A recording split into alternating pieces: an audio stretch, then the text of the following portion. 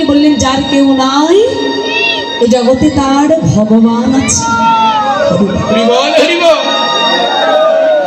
হরি বল। সেই অকলঙ্ক পূর্ণচন্দ্র নবদ্বীপের ভূমিকে, নবদ্বীপের গগনকে, নবদ্বীপবাসী সকল জীবের হৃদয় আকাশে মায়ার মেঘকে দূরভীত করে দিয়ে, অন্ধকারকে দূরভীত করে দিয়ে প্রেম ভক্তির আলোর কিরণটা ছড়িয়ে দিতে একটা প্রত্যাশায় ভগবানের আশা নাকি বাবা। এই যে আমরা এখানে অসংখ্য ভক্ত এসেছি, দেখুন ভক্ত আমি নই, কিন্তু ভক্তের খাতায় নামটা লিখেছি। স্কুলে গেলে আপনি ভালো ছাত্র হন কি না হন, আপনাকে কিন্তু ছাত্র কিংবা ছাত্রী বলেই সবাই জানবে।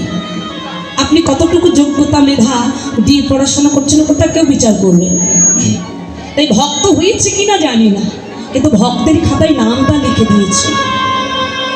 তো বাবা যিনি হলেন আমার এই কলি ভগবান, তার আসবার কারণ কি না অগণিত অসংখ্য ভক্তকে, এই কৃষ্ণ ভোলা জগতের জীবকে তিনি কৃষ্ণ উন্মুখীন করিবার প্রত্যাশা নিয়ে এসেছেন। ভগবান হয়ে নয়, রাজা হয়ে নয়, প্রভু হয়ে নয়, কিংবা কোনো ঈশ্বরও হয়ে নয়। কি হয়ে এলেন শোনো ভালো করে, এটা আমি বলছি না, ভগবান বলছে শোনো। এই জগতে আমি এসেছি কি হয়ে জানো? আমি হয়েছি পথের চির কাঙাল হয়ে।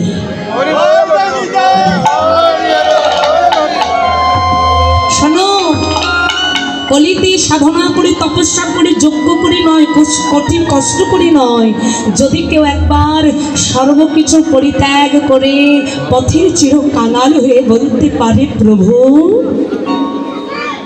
তুমি না কাঙাল বড় ভালোবাসো, তুমি না কাঙালের ঠাকুর, তুমি যদি কাঙাল ভালোবেসেই থাকো তবে আমি হলাম পথের চির কাঙাল।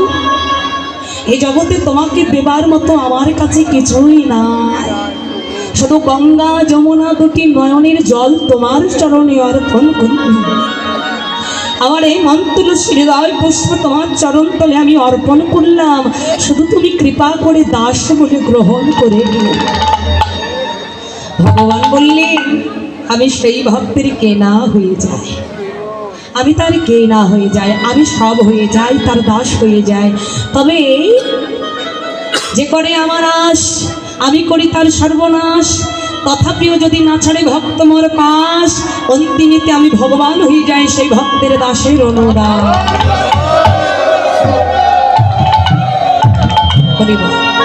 জানেন মা, এবার কলিতে যে ভগবানকে আমরা পেয়েছি, এমন করুণার অবতার ভগবান, এমন কৃপালু ভগবান জগতে আমরা অন্য কোনো যুগেও পাইনি। শাস্ত্রে বলছেন এমন কৃপাময় ভগবান ভবিষ্যতে আবার পাবো কিনা তারও অনেক সন্দেহ আছে। কেমন সেই করুণাটা দেখুন।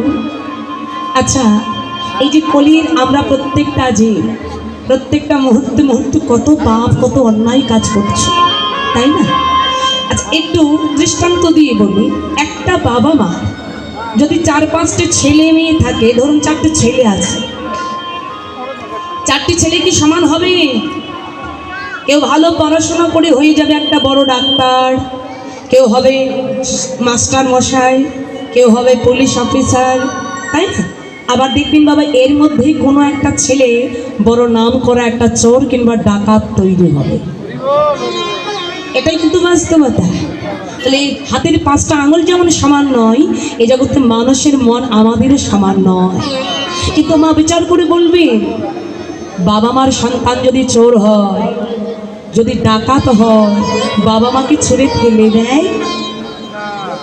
বাবা মার সন্তান যদি চোর হয়, ডাকাত হয়, তথাপিও বাবা মার সন্তান কেবল পিতামাতার কাছে সন্তান। বাবা মার কর্তব্যটা কি না, ছেলেটা আমার দিনে দিনে কুপথে চলে যাচ্ছে, কি করলে একটু ভালো পথে আনতে পারবো, এই চিন্তাটা হলো বাবা মার। বাবা আজকে যিনি জগৎ পিতা, তার কি চিন্তা দেখুন। তিনি বসে বসে চিন্তা করছেন এই কলির প্রত্যেকটা জীব এরা কারা? এরা তো আমারই সন্তান। এরা কেবল আমারই সন্তান। এরা যদি পাপীও হয়, অনাচারীও হয়, ব্যভিচারী হয়, অত্যাচারীও হয়, এরা তো আমারই সন্তান। তাই এরা যদি ভুল পথে যায়, আমি কি এদেরকে ছুঁড়ে ফেলে দেব? না, তা কি করতে হবে? এবং এই দেখুন, পিতা যদি অহংকারী হয়, ছেলেগুলো অহংকারী হবে। তাই আজকে জগৎ পিতা মহাপ্রভু ভেবে দেখলেন যে কলিতে আমি প্রভু হই, ঈশ্বর হই, কিংবা রাজা হয়ে নয়, আমি যাব মাধুর্যকে আশ্রয় করে, ভক্ত ভাব অঙ্গীকার করে এই জগতের সকল জীবকে বানাবো আমি রাজা, আর আমি নিজে হব প্রজা। আমি হরি হই, আগে হরি বলে কাঁদব, পরে হরি হরি বলে জগৎকে কাঁদিয়ে ভাসিয়ে দেব। কারণ আমি যদি আচরণ না করতে পারি, যদি নিজে আচারই হতে না পারি, যদি আমি ভালো না হই, নিজেকে আমি চিনতে না পারি, জগৎকে আমি কি চেনাবো? তাই তো মহাপ্রভু নিজে আচরিয়া ধর্ম জগৎকে শেখালে। মহাপ্রভু জগতের মধ্যে, বাবা ভালো করে শুনবে, জগতের মধ্যে এই যে তিনটি যুগ অতিবাহিত হয়ে গেল, যাগযজ্ঞ, ধ্যান, তপস্যা, ভেবে দেখলেন কলির জীব এত কষ্ট করে ভগবানকে পেতে পারবে না। এদেরকে একটু সহজ পথ দেখাতে হবে। আমাদের জন্য যাগযজ্ঞ দিল না, কঠোর তপস্যা ধ্যান দিল না, কি দিল? হরিবল। আমাদের জন্য সহজ একটা উপায় দিয়ে গেছেন, অসংখ্য পথ দেখিয়েছেন, তার ভেতরে আর একটা সহজ পথ কি? মোটা মোটা গ্রন্থ নয়। কারণ জানে ভগবান এই কলিতে মোটা মোটা গ্রন্থ দিলে জীব কি করবে? অর্থে অহংকারে টাকা দিয়ে গ্রন্থ কিনবে, ওটা দিয়ে আলমারি সাজাবে, কিন্তু একবারে খুলে দেখবে না যে ওই গ্রন্থের ভেতরে কি আছে। আজকালকে দেখবেন সন্ধ্যা লাগলে আমরা কি করি? ওই তাড়াতাড়ি করে কৃষ্ণাই নম বলে কোনো মতে একটা সন্ধ্যা প্রদীপ ওই তুলসী তলায় জ্বালি, এবার কোনো মতে ভগবানকে একটু আরতি দেখিয়ে মারছ। কোথায়? পাতা খুলতে। বলতেন ওটা গ্রন্থের পাতা নয়, ওটা হলো সিরিয়ালের পাতা খুলতে।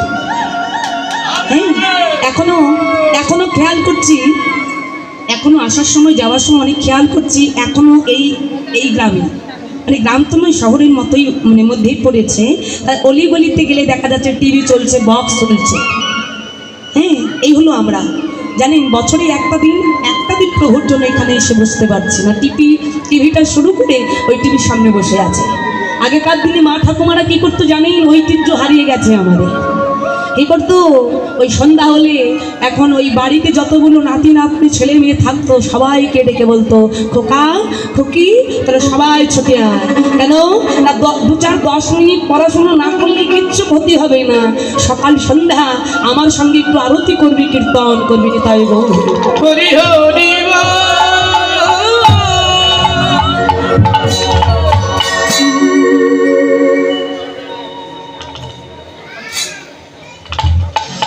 হরিবল। আজকের এই মহতী আয়োজনে সকল কমিটিবৃন্দ তাদের পক্ষ থেকে সুন্দর একটি পুষ্পমাল্য এবং ফুলের একটি তোড়া, সুন্দর, কারণ পুষ্প পবিত্র, ফুলের মতো পবিত্র আর কিছু হয় না। যাই হোক, দান করলে আশীর্বাদ করবেন তাদের এই সৎ উদ্দেশ্যটা, মহৎ উদ্দেশ্যটা যেন পরিপূর্ণতা লাভ করে। তারা যেন এইভাবে অগণিত অসংখ্য ভক্ত চরণ ধুলি অঙ্গে মেখে প্রতি বছর ভক্ত সেবা দিয়ে, এমনিভাবে ভক্ত সঙ্গের মাধ্যম দিয়ে প্রত্যেক বছর এমন যজ্ঞ করতে পারেন, এমনি করে অগণিত ভক্ত কৃপা লাভ করে তারাও যেন একদিন ভগবান কৃপা লাভ করতে পারে।